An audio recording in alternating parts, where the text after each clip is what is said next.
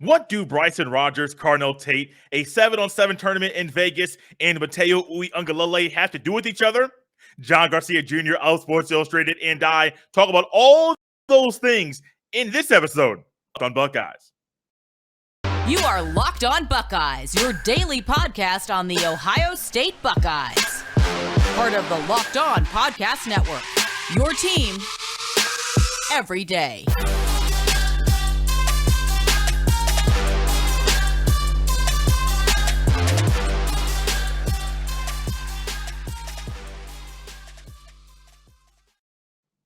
What's up, Buckeye fans? Welcome back to another episode of Locked On Buckeyes, part of Locked On Podcast Network. I'm your host, Jay Stevens, also the host of the Jay Stevens Podcast. It is Wednesday, June 15th in the year 2022, and I want to thank you for making Locked On Buckeyes your first listen or first watch of every single day. On today's episode, our weekly recruiting update with John Garcia Jr. of Sports Illustrated. We touch on Bryson Rogers' performance in OT7. We'll discuss what OT7 is. Also, Carnell Tate, Matteo Uelealea, and Daniel Harris. Those are all athletes John and I touch on during today's show. I'm going to back away, bring in John, because him and I have so much to talk about. There's no reason to waste any more time. John Garcia Jr. of Sports Illustrated is back with us. Trust me, you guys will love a lot to say about these talented athletes.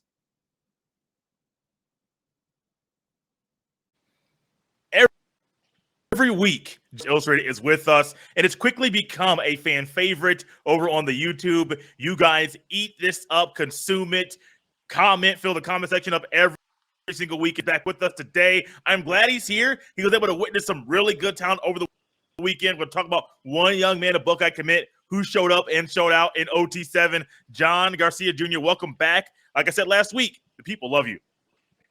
I'm humbled to be here with you, Jay, talking Buckeyes. And yeah, it's a great fan base. I've interacted with them for many years, over 10, and they've always got something good to say. And they always tune in, man. So I love that passion. That's why we all do what we do, right? So it's great to hear that. I'm greatly appreciative. It is why we do what we do. It's because of people on Locked On Buckeyes and people you've interacted with, they consume this stuff like crazy. Like I told you previously, Recruiting is not my strong suit. It's one of those areas that is hard for me to be able to go coast to coast and even sometimes overseas to all about these young men. But you do a phenomenal job of it. And it's quickly been something that people have come here. They've realized that John knows this stuff, and John's going to share factual information about these young men. And I'm not surprised they love it, because John, just going to be honest with you, I enjoy it as well. I told you previously, if I can get you on twice this week, I will, simply because I enjoy talking to you, and this information really helps me learn more about guys that might be or will be future Buckeyes. Yeah, absolutely. That's what it's about. Again, incredibly humbled to be helping you out. But yeah, this is why we do what we do. So let's get into it. You were able to witness a lot of good football over the weekend. OT7 is the name of it. If you could let everyone know what this 7-on-7 tournament is, what athletes, the type of talent that was there, and what you got to witness over a few-day span. Well, yeah, there's kind of a void in the offseason, right? We used to always go to all of these national camps and see the best versus the best. And that includes 7-on-7 and quarterback events that are no longer here. The opening is gone. The IMG 7-on-7 that we always used to go to, that is gone from a national perspective. So there was a bit of a void in competitiveness in the offseason, but over time, which has become this massive grassroots sports organization that I think they just started by sharing a ton of videos, and then they got big investors, and then they combined with Drake for that overtime basketball league. That is a legitimate pro league that a lot of high-level recruits are choosing to play for. Well, they want to get involved more in football as well, so they partnered with Cam Newton to put on the OT7 7-on-7 tournament. Some of the best club teams in the country got together in Vegas, and it went down. It was a 4-day event, a long tournament that South Florida Express won in the end. And if you've listened to Jay on this show, you know SFE has many future Ohio State Buckeyes and several targets, right? Brendan Ennis, Carnell Tate, among those targets on the team. So, they came out victorious in the end over Cam Newton's team, C1N. And it was a great run. Everyone had fun. It was really well organized. And as you mentioned, when it comes down to it, there was a lot of star power, and we got to see them compete against one another. And that's really, really what it's all about. One of the players that I kept seeing on Twitter all weekend was Bryson Rogers. Now, I know of the name. I know of some of the commits names, but I kind of lose track right now during this month because I don't know where they're going to be at a football camp at Ohio State. Are they going to just be at home doing their own thing? Will it be at a 7-on-7? Well, Bryson Rogers, a Buckeye commit, he is someone that was out there at OT7. And from everything that I've read from different publications, John, he showed up and showed out whenever he was on the field. It's just, he always does this, right? We talked about it when he committed, and I was lucky enough to be on your show. It was like, people are going to wake up on this kid. I think you look at stars and all that stuff. We had just happened to see him more than most of the media because I live in Tampa. So he lives in Tampa, and I was just able to see him more.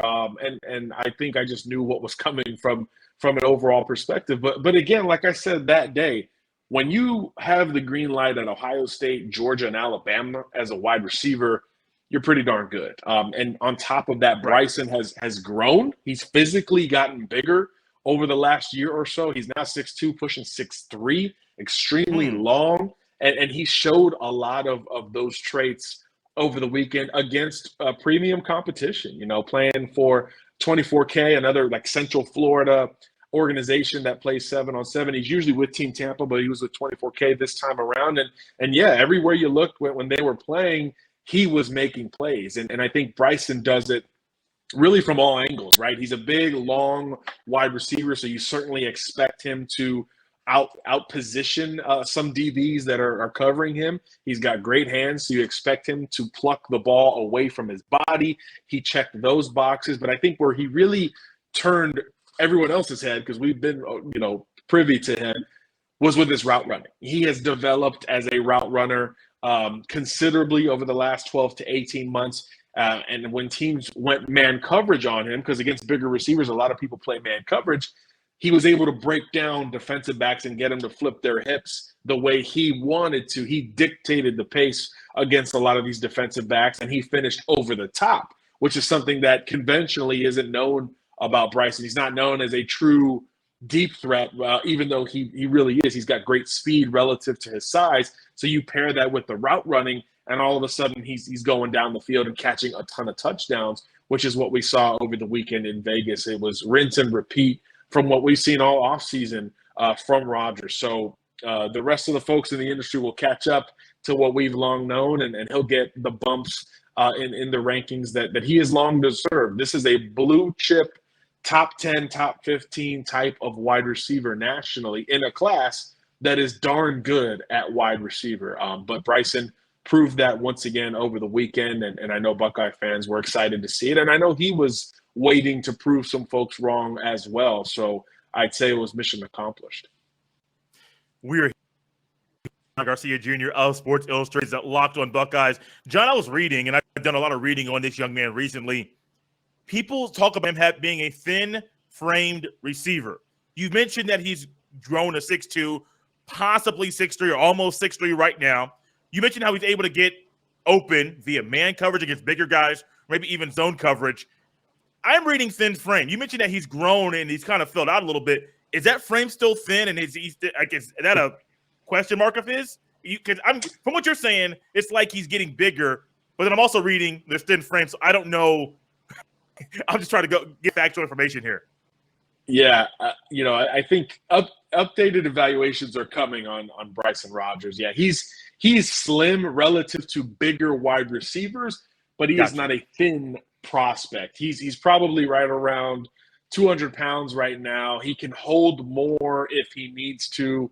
I'm not worried about him from a physical perspective at the next level. He has grown taller, so yeah, maybe he looks a little slimmer, but he is not a slim prospect in general. He's got great size right now, broad-shouldered. He'll add good weight as a senior, and certainly when he gets into the Ohio State weight room and strength and nutritional program, he's in a great spot right now relative to his age and coming off of a junior year in high school. He'll be just fine from a physical perspective. I have no issues or worry about him and his body when he gets to the next level. Are there any specific plays you remember, kind of play-by-play or second-by-second from him at OT7 where he made this amazing play and it really sticks out when you think about his performance over the weekend? There was one play, Jay, where he made a catch along the sidelines where I swore it was going to be intercepted. And I think that gets into some of the traits we talk about with Bryson, where not only is he quicker and faster than he looks like he is, because he is a taller wide receiver, but that extension really shows up. The body control really shows up. It was a sideline play. The quarterback was under a little bit of duress because you can blitz once in a while in 7-on nowadays. And he kind of just said, hey, I trust you, kind of deal.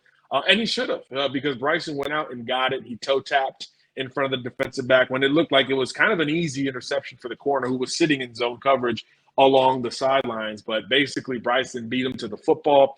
He toe tapped and got out of bounds, and I think it was a first down, and they scored soon thereafter. So Bryson showed a little bit of everything: the route running, the hands, the competitiveness for the football. That makes him a pretty well-rounded wide receiver at this stage. He already has all the high school production. I think like what we talked about, 18 touchdowns last year. I mean, he's got all that to his name already. So this was just a good setting for him to prove a lot of people wrong who maybe were curious about Brian Hartline taking a quote-unquote 3-star. Another player that was at OT7 that's been everywhere is Carnell Tate. Everybody's heard the name. You and I have talked about him before, maybe a couple times previously. This young man's talented. I believe at IMG as well, down there in Florida, close to where you are. So it's another receiver you're able to watch and see quite a bit throughout the season. I'm getting reports and I'm reading that he's getting close. He's made his decision. He just has not announced it yet. What have you heard along these lines about where he might be deciding to play football? Yeah, I talked to Carnell over the weekend, and yeah, he confirmed the same things. There's a video that is being shot, and when that video is perfect and fully edited, he'll announce his verbal commitment. Now, he did tell me he hasn't told the coaches of any program. So, hey, you won, I'm committing, or sorry, coach, appreciate the offer, I'm not coming. He has not gone to that stage just yet. So it does have optimism lingering in multiple programs at this point. But I do think of his 4 finalists, which he told us after the spring game, it was Ohio State, Tennessee, Notre Dame, LSU. Of the 4, it's going to be Ohio State or Tennessee. Ohio State, childhood favorite school, obviously all the receiver tradition, both historically and certainly recently, that any recruit could hope for. Very tight with Brian Hartline. We saw Hartline, watching him closely at IMG spring game last month. They've been in contact seemingly every day since. They play video games together. They're very tight. It's going to be that hometown childhood love of the Scarlet and Gray, or the new school that has trended really since the new year, which is Tennessee. He's tight with Nico Uelealea, the quarterback that's committed to Tennessee, who was also out in Vegas, by the way. He's visited Tennessee with him a couple of times. He's visited for an official visit where he has not taken in Ohio State just yet from an official visit perspective. And then he's taken an unofficial visit to Tennessee since that Tennessee official visit. So Tennessee's had him on campus most of all the programs here recently. So I would be shocked, Jay, if this comes down to any other school. No disrespect to LSU or Notre Dame and the Brian Kelly connection between the two.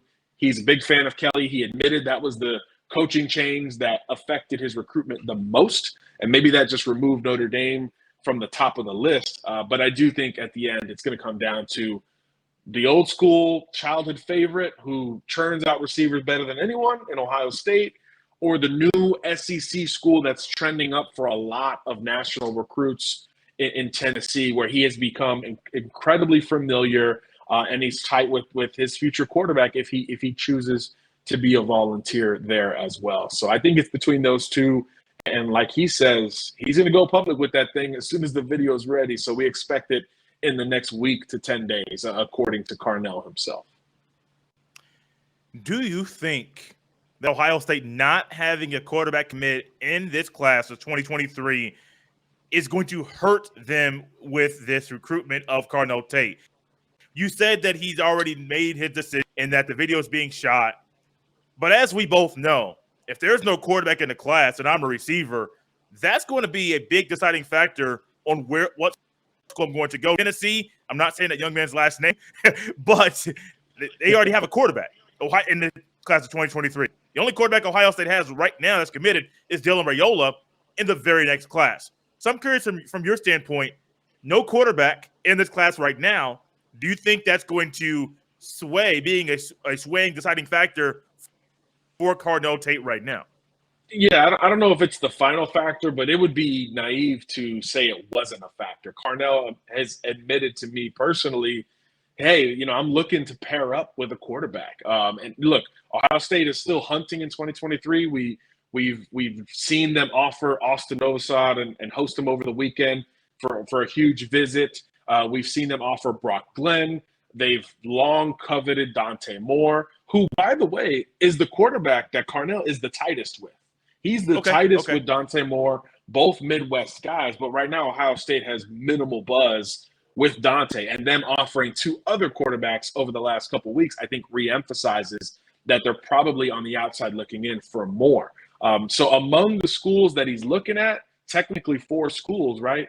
Tennessee's the only one with a quarterback verbally committed, and he has a growing relationship with Nico, and they're talking almost on a daily basis at this point. So if you do read into that, yes, it is a big deal. And Carnell has admitted, I want to go be developed, but I also want to pair with a quarterback. But he did say on Friday when I talked to him, he said the most important factor is development. So you can read that one of two ways. Ohio State's developed better than anyone, and Tennessee's beginning to start to, under Josh Heupel, put up a lot of points on offense. They've sent 2 receivers to the league this past year. This year, they should be set up to send another 1 or 2 to the league as well. So you could kind of read into that like, I want to be next in that kind of emerging development, or I want to be next on the long-standing, long line of development at Ohio State. So it's really, really close between these two programs.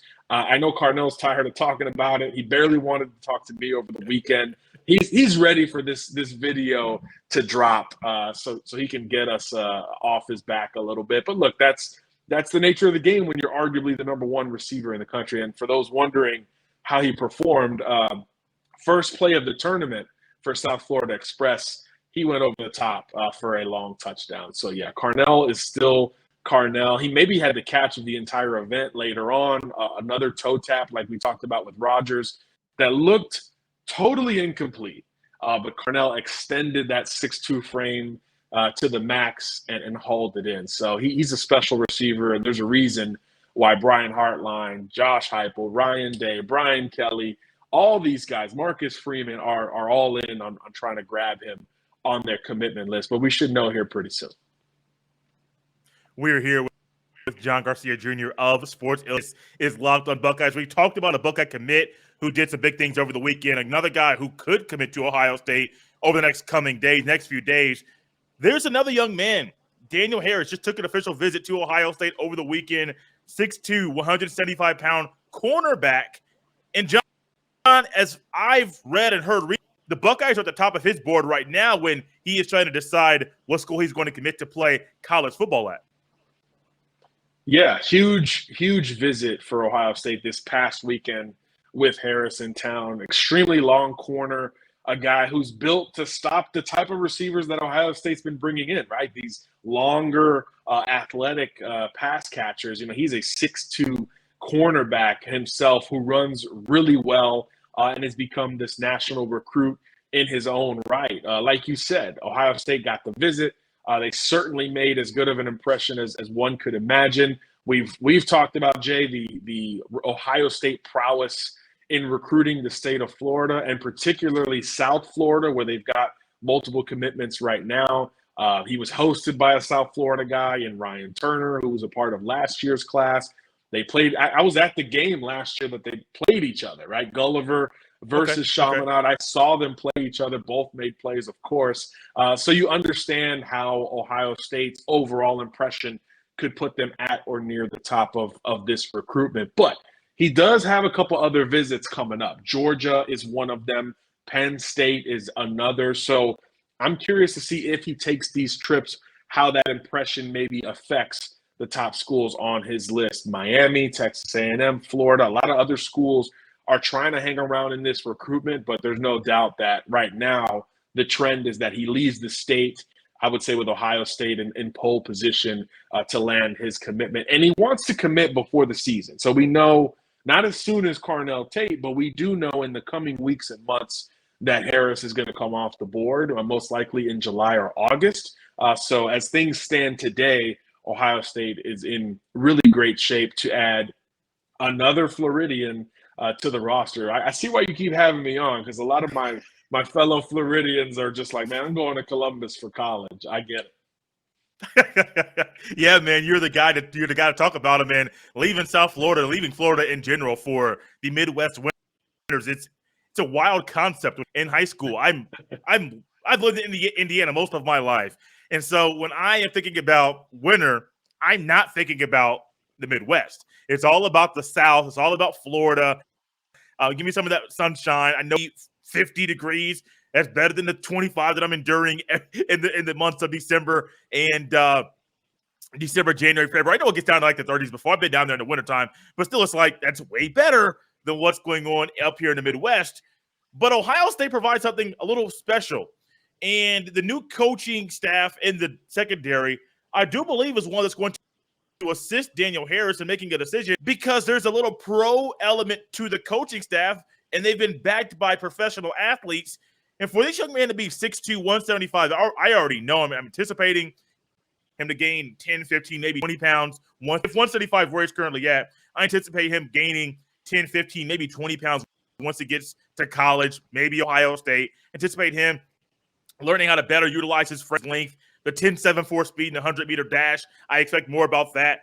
But you can't go wrong. We are getting coached by a guy, one, that coached in the pros, but two, is being backed and pushed and promoted by one of the best DBs in the NFL. It kind of makes sense that Daniel Harris is leaning, at least as it stands right now, towards Ohio State, because there are a lot of pluses to the Ohio State coaching staff that'll help this man in college. 100%. It's one of those schools that, it seems like every year there's a first-round corner coming out of Ohio State. So when you talk about these kids making business decisions, that stuff really resonates. I think after wide receiver, that could be the position that they've become most known for most recently in terms of trajectory into the NFL. Quarterback's going to challenge that here going forward, we think. But cornerback and DB in particular has long been great for Ohio State, whether it's winning or the NFL. And obviously most recruits are looking for both of those elements. So, it makes a lot of sense for Harris to be high on the Buckeyes. And I think he'll stay high on the Buckeyes. I don't think this is one where we see a whole lot of flip-flopping. I do think Georgia can challenge Ohio State, but they've got a new DB coach as well, and Fran Brown, who doesn't have as many long-standing accolades to his name, although he is known as a very good up-and-coming recruiter. But obviously, a lot of prowess and winning and tradition at Georgia there as well. So those are the next couple of visits, Penn State included. So it'll be interesting. All three of those programs are high level. They play great competition. They're on TV. They offer you a lot of the exposure and competition you want as a collegiate athlete. So it'll be fascinating for Harris. I do think other schools are going to have something to say before it's all said and done, particularly Miami and Texas A&M, where his brother plays. But look, Ohio State's sell is really strong, and there's a reason why that official was pretty much perfect for him in his camp. John, I need to apologize right now. I did not ask you or put it in the notes before the show about Matteo Uelealea. I saw that he had his official visit over the weekend. And if you don't have anything to say, I understand that's on me. But what have you heard, or maybe you talked to him or his dad, Big Dave, who was all over Twitter over the weekend, about how Matteo's visit went at Ohio State? Yeah, I don't think there's anyone in our industry who has to stay on Twitter as much as we do that did not get some insight on Uelealea's visit to Columbus. Look, everything seemed great. He was the priority red carpet treatment that he always is on these official visits. There was personal touches that Ohio State utilized on this trip. I know Big Dave singled out chips that he used to eat on the island of American Samoa, where he grew up, and that resonated with him, and certainly trickles down to his son Matteo. And look, we talked about the pipeline that's growing with Floridian players on the roster. There's been a Polynesian pipeline that Ohio State has been building. There's really no secret to that. You know, obviously JT Tuimoloau was the most recent and plays the same position, and honestly profiles as almost the same recruit. JT was a great tight end who eventually settled on defensive end. And just over the last few months, Matteo decided, after playing a lot of tight end and playing defensive end as well, that he's going to focus on defense. So there's a lot of parallels between these two, both, you know, arguably the top edge type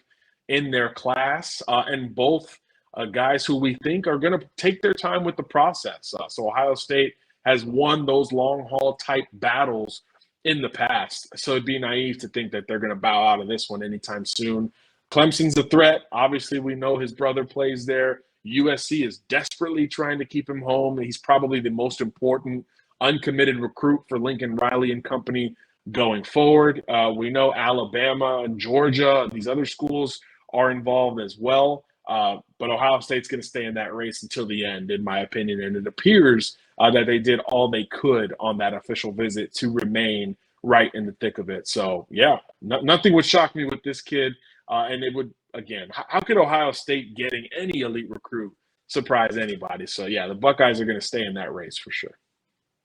John, this has been fun once again. I always love having you on. I'm anticipating somebody, Daniel Harris, Carnell Tate, Matteo, somebody committing to Ohio State between now and the next time we talk, so you have some Buckeye commits to talk about, new Buckeye commits, and more speculating about what holes could be filled quickly during the month of June during this busy month of recruiting. John, thank you so much for coming back on. Where can people follow you on Twitter, then follow your trail during, if they want to keep up with what you're doing and what other top recruits around the country are doing as well? Yeah, real simple, si.com/college. And yeah, I've got my eyes on some quarterbacks for the Buckeyes. So let's keep an eye out with Austin Novosad. Brock Glenn's going to take a visit up there. Both of them will be at the Elite 11 at the end of June. I'll be there as well. So maybe one of them's a Buckeye at that point. Maybe both of them are on the board still. TBD at that point. So we'll see. So yeah, check us out, si.com/college. I'm so glad John could come back on with us, and I can't wait to talk to him again in the future about other recruiting news and young men that are really talented that might be in Columbus really soon. John Garcia Jr., thank you so much for coming back on. I really appreciate it. Thanks for having me, Jay. Take care.